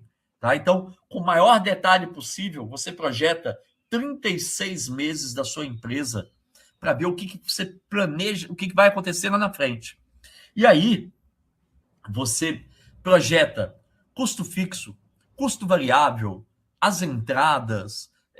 Com essas projeções, você consegue calcular o retorno de investimento ao longo do tempo, algumas métricas de economia que são break-even, é o momento que o que você gasta equilibra com o que você ganha, então você equilibrou as contas, é o ponto de equilíbrio do empreendimento. O retorno de investimento, ele fala quanto que retorna no investimento a cada real investido. Inclusive, muitas empresas usam isso para avaliar novas estratégias de marketing. Essa nova estratégia de marketing vai retornar o quê? Em quanto tempo? Tá? Então, é uma métrica usada no mercado hoje em dia. Então, você tem que fazer um fluxo de caixa, tem o retorno de investimento, tem o payback, que é o momento que o empreendimento se paga, tem o break-even, esses itens estão assinalados aí embaixo. E tem o mais importante de todos, que é o valuation. O que é o valuation? Quanto a sua empresa vai valer daqui 3 anos. Tá? Então, com esses dados, isso tudo é matemática e é financeira, é matemática financeira da economia. Tá? Eu tenho uma disciplina optativa no PPGCA, que chama Empreendedorismo e Inovação, em que eu ensino isso aqui tudo, esses 8 itens aqui. E também na graduação, ensino esses 8 itens, com detalhes, claro, né? E aí, essa disciplina, a última aula dela vai ser essa semana. Hoje é que dia? Terça. Quinta-feira, 1h15 da tarde. Se algum de vocês estiver no campus e quiser ver uma apresentação, lá vão ter 5 apresentações de empreendimentos bolados durante o semestre na disciplina. Tem uma que está fraquinha e tem 2 que estão bem fortes, tá? E as outras 2 medianas. Se vocês quiserem ver, portas abertas. Podem aparecer lá e ver o que aconteceu. E vocês vão ter noção disso aqui que eu estou falando em 5 minutos para cada empreendimento. Porque o pitch, que é uma forma de apresentar o seu empreendimento, quando muito tempo dura 5, pitches longérrimos são de 10 minutos. Mas a gente padronizou 5 minutos, por quê? A universidade, o NETEC, que é quem apoia as startups e as spin-offs, tem um evento anual que chama Demo Day. Eu vou pôr aqui, ó, para vocês lerem. Demo Day. Tá aí, ó. Demonstration Day, tá? Então, esse Demo Day é um evento em que todas as disciplinas de empreendedorismo e inovação da universidade elegem 2 melhores projetos do semestre e eles são convidados para concorrer em nível universidade. E aí o Cicobi apoia esse Demo Day. E o melhor pitch recebe R$1.000, o segundo 800 e o terceiro 600, eu acho. R$600. Então os alunos ficam mais empolgados, fazem um negócio com mais rigor e fica bacana o negócio. Pode fazer semestre que vem a disciplina? Semestre que vem eu não ofereço ela na pós e nem na graduação. No outro, sim. Pode fazer à vontade. Na pós, eu não sei se ela vai entrar como optativa para vocês, gente. Se entrar, é uma boa. Oi, Luciana? Podia. A CAPES tem pedido isso, sabe? Bom, aí o que vai acontecer? Essa semana, 1h15 da tarde, os meninos vão apresentar os 5 pitches. Cada pitch vai durar 5 minutos só. É rapidaço. E na semana que vem, acho que na quarta, vai ter o Demo Day da universidade. Aí é via YouTube e liberado. Na TV ou FSJ. Se vocês quiserem, eu posto isso para vocês terem ideia de que dia e que horas que é, para vocês assistirem alguma coisa. Eu acho que é um conhecimento que a universidade falhava muito em não entregar.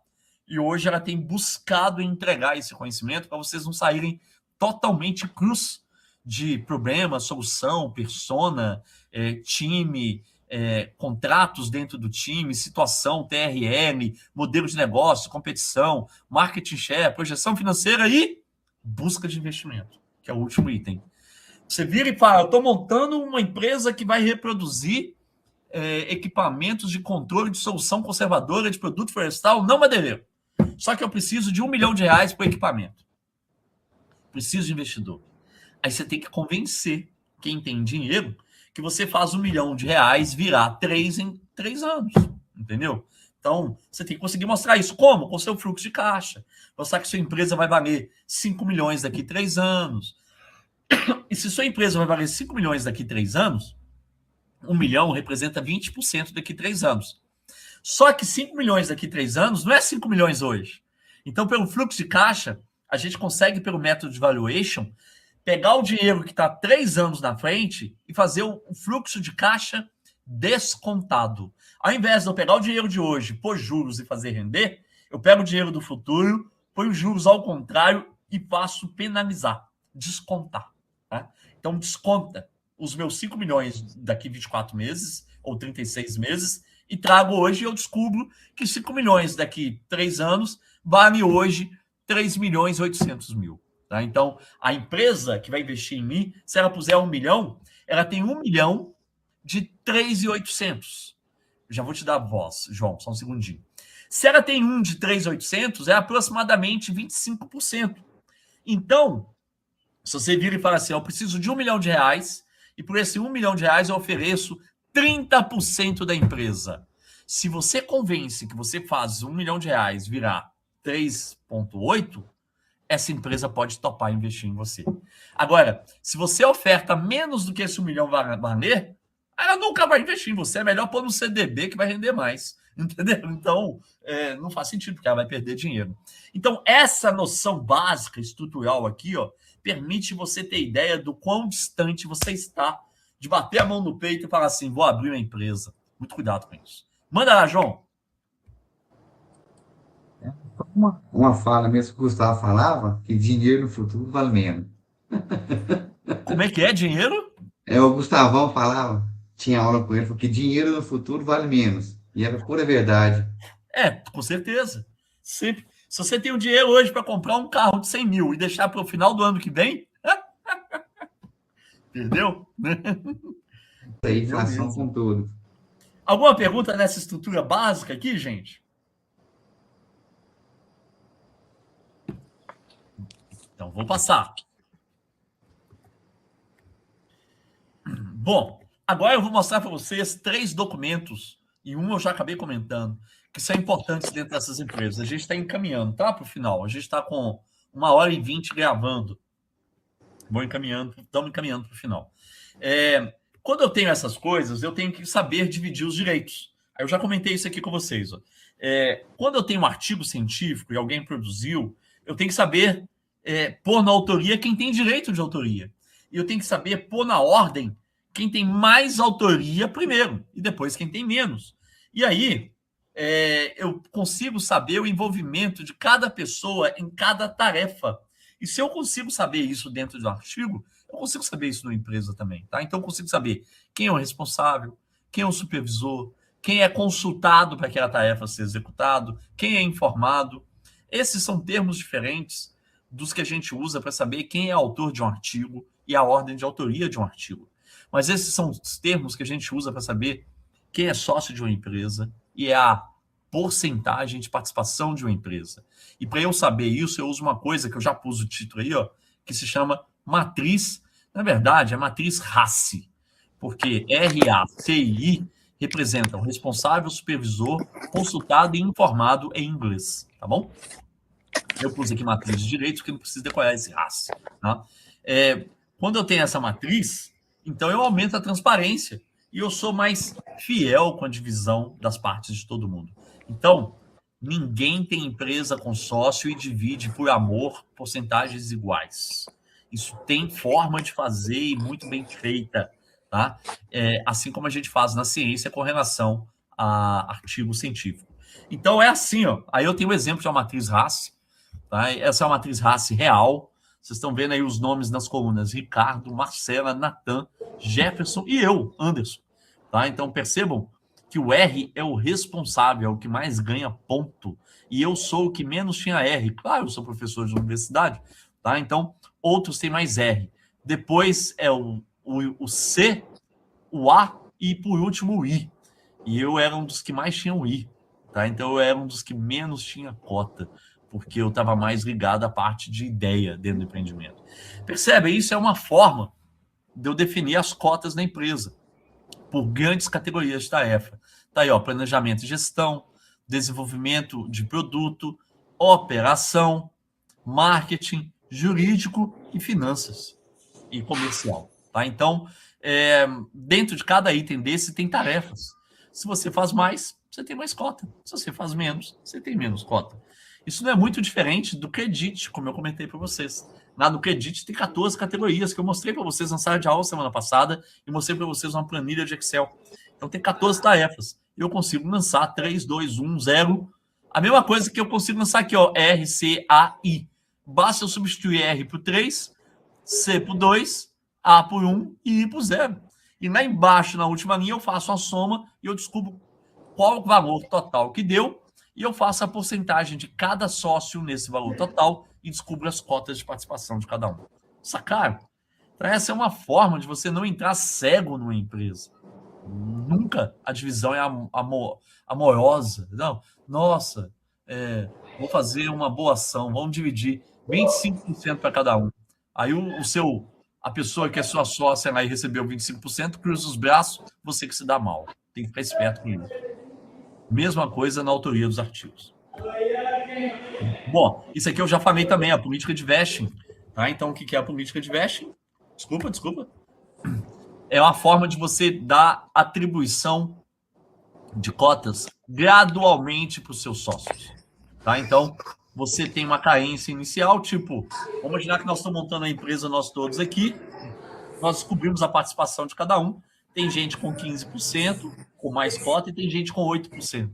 A gente pode virar e falar assim, ó, nossa política de vesting é 48 meses para vestir as cotas. 48 com 48 meses você tem seus 16%. E a gente divide 16% por 48. A cada mês que passar e você cumprir com tudo que você tem que cumprir, você recebe 1/48 da sua cota. Se você não cumprir, e você não recebe a cota do mês. Passou 6 meses, você não cumpriu, você já perdeu essa cota. Ela não volta para você mais. Tá? Então, e quem define se você cumpriu ou não? Uma reunião semanal. Uma reunião toda sexta-feira, em que a gente define as tarefas, ou toda segunda-feira, define as tarefas. Na próxima segunda ou na próxima sexta, a gente vê de novo. Cumpriu? Vestiu. Não cumpriu? Não vestiu. Entendeu? As cotas. E aí, só vai para o papel com 24 meses. Você só termina de vestir tudo com 48. Então, é uma forma de você garantir que não tem fogo de palha dentro do empreendimento. E contrato de confidencialidade, que é o NDA. O que é esse contrato de confidencialidade? Ele é especialmente importante por causa de know-how. Vamos imaginar que nós estamos trabalhando junto, tivemos uma ideia nossa, coletiva, o grupo inteiro que está aqui. Nós somos aqui agora 9 pessoas contando comigo. Nós temos uma ideia nossa, e aí todo mundo assina o contrato de confidencialidade. Nele vai estar escrito quem somos nós, o que a gente tem de confidencial, quem somos nós, o que a gente está protegendo com esse contrato, quais são as obrigações individuais, quanto tempo que esse contrato vale e que exceções que tem. Como assim? Se eu sair daqui e levar a ideia e pôr noutra empresa, tem uma cláusula lá que me multa no valor assustador. Então, eu não vou fazer isso nunca. Tá? Então, é uma forma de você proteger o que foi produzido aqui coletivamente e garantir que você não leva para outro lugar. Tem contratos de confidencialidade que até me impede de trabalhar noutra empresa do mesmo ramo por anos. Tá? Para garantir que eu não vão absorver o meu conhecimento lá e não vão produzir algo parecido. Tá bom? É um outro instrumento importante que existe nesse meio. E por último, o MOU. O que é o MOU? O MOU é um memorando de entendimentos. Como é em inglês o nome, é Memorandum of Understanding, por causa disso que chama MOU, tá? Ele tem tudo da empresa. Tudo, absolutamente tudo. Quem são os sócios, quantas cotas, como é que é a política de vesting, contrato de confidencialidade, como é que vai funcionar. Detalhes, o que acontece se eu sair hoje, quem que tem direito preferencial de comprar minhas cotas, detalhes, totalmente detalhes. O MOU, ele é um documento internacional muito usado quando os países, por exemplo, COP30, os países sentaram lá e assumiram alguns compromissos. Só que o compromisso não virou ainda um documento legal fechado. Então, eu posso assinar o MOU, uma carta de intenções, tá? Então, prévia, tá? Que está ilustrando as intenções dos países antes de virar um documento oficial.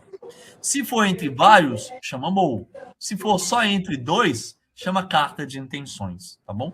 Mas é a mesma coisa. E aí, onde é que nós chegamos com isso tudo? Gente, a minha intenção foi mostrar para vocês um básico aqui do que é empreender, do que é inovar. Eu acho que em algum momento no início da disciplina eu falei com vocês que muito do que vocês produzem pode virar inovação. Tá? A diferença entre o que vocês querem fazer e inovação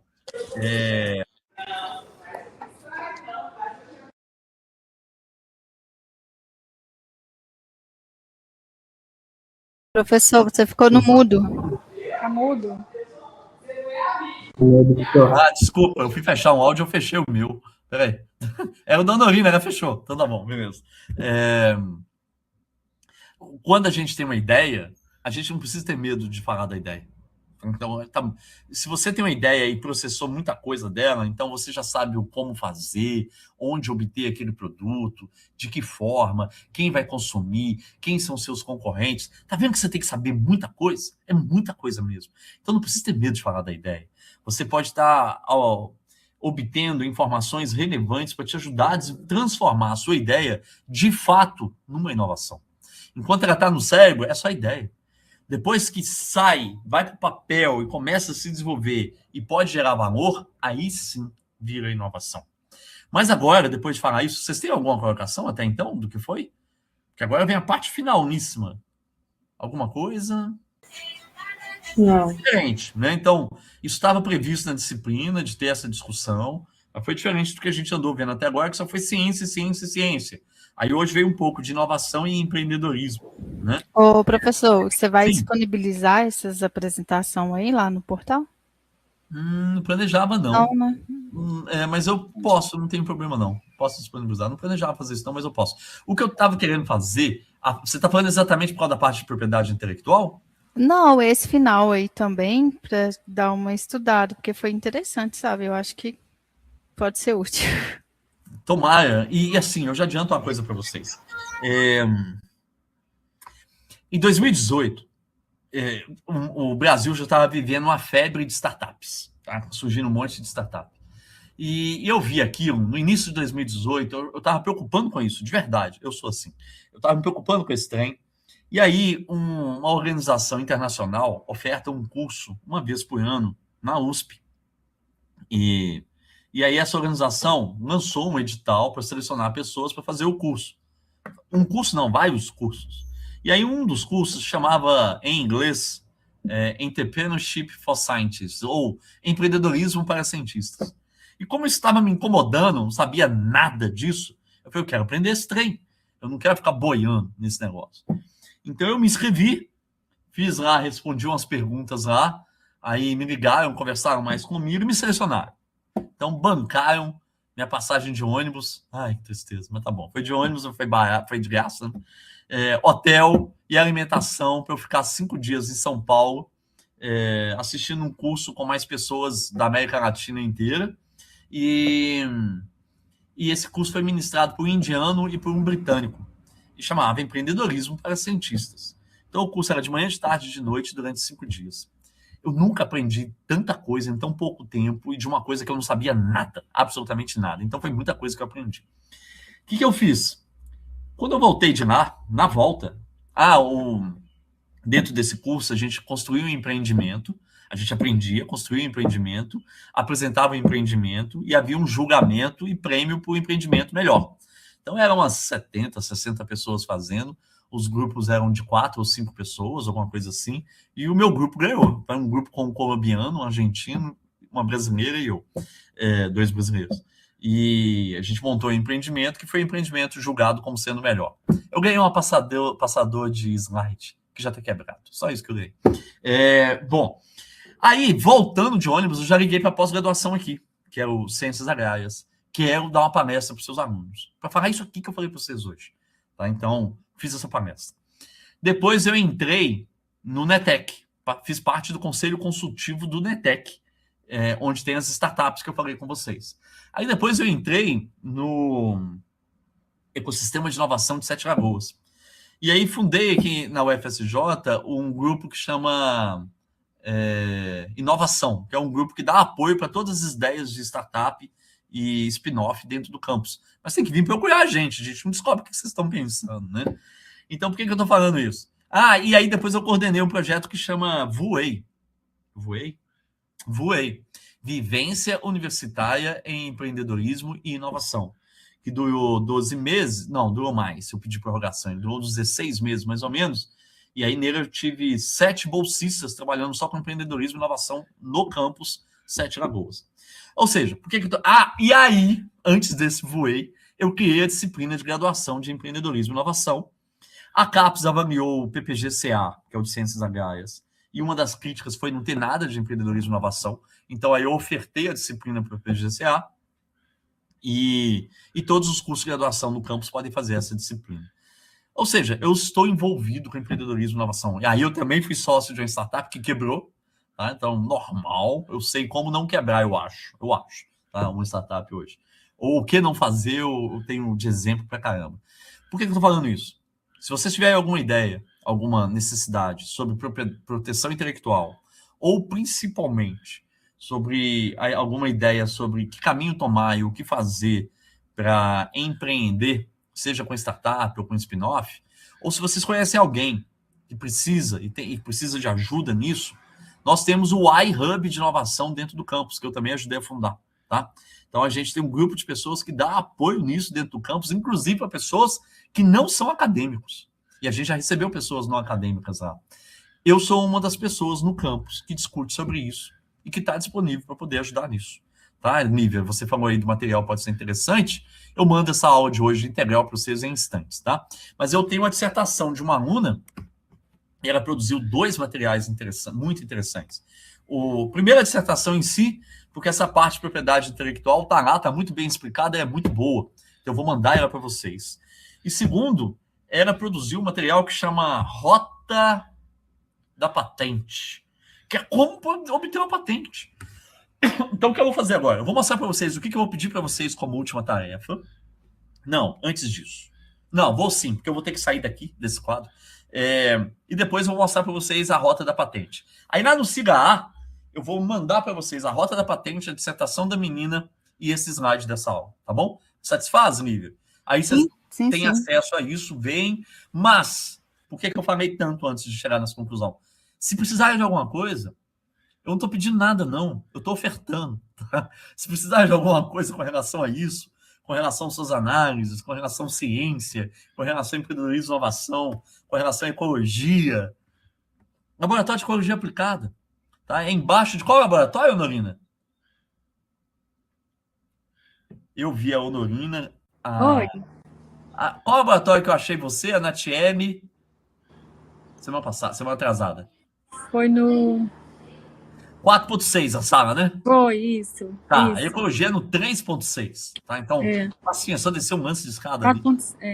É só agendar comigo que a gente conversa. O que eu vou pedir para vocês, mas vai oficialmente no Siga A? Isso aqui, ó.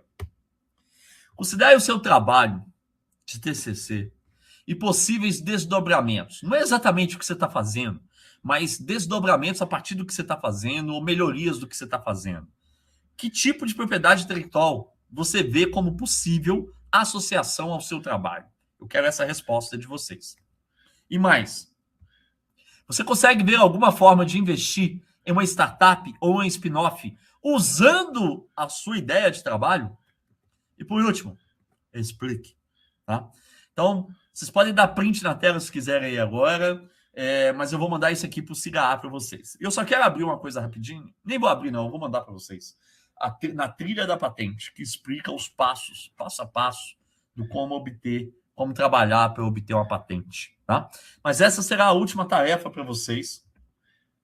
O semestre encerra na semana que vem. Eu não sei até que dia que eu tenho para fechar essa disciplina. Vocês acham que vocês conseguiriam me entregar isso até o final de semana? Tranquilo. Já trabalham as outras disciplinas? Já? Sim. Então só estão por conta de mim? Sim. Não, ainda não. Não, o Lider ainda. Tem o Lider ainda. E Maíra também. Mas está quase só por conta de mim. Então, sexta-feira é muito perto? É perto, viu, professor? Que eu estou agarrado essa semana de trabalho, tanta coisa, misericórdia. Então, segunda-feira que vem, pode ser? Ótimo. Melhor. Então, tá bom, gente. Eu vou mandar isso do Siga A formalmente, direitinho. Para segunda-feira que vem, vocês me entregarem respostas a essas 3 questões. Quer dizer, o explicar é a resposta às 2, né? Na verdade, né? Eu vou mandar agora no Siga A, vou mandar a dissertação da menina e vou mandar também na trilha da patente, o esquema. Tá bom? Ok. Qualquer coisa que vocês precisarem, vocês me procurem. Tá joia? Ô, Natinho. Fala, meu caro. Eu acho que essa pergunta sua tem um pouco com a tese que eu estou querendo fazer. Eu mudei a ideia de tese, de modelo. Aí, como eu já trabalho com consultoria, aí eu estou querendo implementar uma coisa que, para mim, já utilizar como uma ferramenta de trabalho e como uma nova modalidade de serviço, que é, na verdade, essa parte de georreferenciamento, que assim, nessa ida e vinda de cidade, consultorias, eu reparei uma coisa que a maioria dos microprodutor, médio, pequeno produtor, geralmente a gente trabalha mais focalizo, inventário, licenciamento, e alguns têm bastante floresta plantada, mas não tem, assim, profissionais técnicos que acompanham ali, tá ali mês em mês, ou a cada 3 meses, ou em 6 meses, e acaba que eles perdem muito volume por não controlar inseto, não controlar praga, não controlar alguma coisa que está envolvida com fertilidade, que não foi feita aí no planejamento do plantio. Então, a ideia é pegar esse nicho e gerar uma ferramenta. Aí tem o Google Engineer. Aí eu estou tentando implementar alguma coisa nesse sentido. Essa parte, tanto de inventário, como também de sanidade, sabe? Verificar essa constância aí. Porque senão já tem os satélites e mais estão aí disponíveis. Então, é só criar a ferramenta e trabalhar nisso aí. E eu estava assim, meio preso na antiga ideia, foi engraçado, essa ideia é melhor do que a anterior, até quando a gente conversei com a Maíra, a ideia é bacana, ela também achou bacana demais. Tem a ver com a sua pergunta. Então, eu já vi já a sua resposta e sua explicação. Tá? Então, se você for lá na parte de propriedade intelectual, você consegue ver qual que encaixa melhor. E se você investiria no startup ou num spin-off, dá para você responder tranquilamente aí. Eu só não vou responder para você, mas já está claro na minha cabeça. Tranquilo, ótimo. Beleza? Valeu, obrigado. Então tá, gente. Vocês têm que enviar para mim, então, até segunda-feira, não prorrogável, por favor, porque eu também tenho que encerrar meu semestre, vocês também têm que encerrar. Se a gente não se vê pessoalmente mais esse ano, tenho aí um bom período de descanso, mas a gente se encontra em janeiro de novo. Janeiro não, fevereiro. Janeiro ninguém me vê na universidade, só em fevereiro, tá bom? E aí vocês devem aproveitar para tá fazendo a dissertação de vocês, né? Honorina ainda não, mas em fevereiro, Honorina, nós vamos reunir e começar tudo, tá bom? Tá bom, professor. Eu vou me empenhar nas minhas férias aí, que eu vou tirar de trabalho também, para mim fazer de alguma coisa férias. E mandar para você já ir olhando. Tá, empenhe nas férias. Depois o trabalho chega. Enquanto descansa, carrega pedra. Isso mesmo. Tá bom, tá bom. Gente, um forte abraço para todos, todas e até fevereiro. Até mais, professor. Obrigado. Obrigado, professor. Oi, Tassiano. Até mais. Na quinta-feira nós vamos confraternizar. Feliz Natal, né? E ano novo.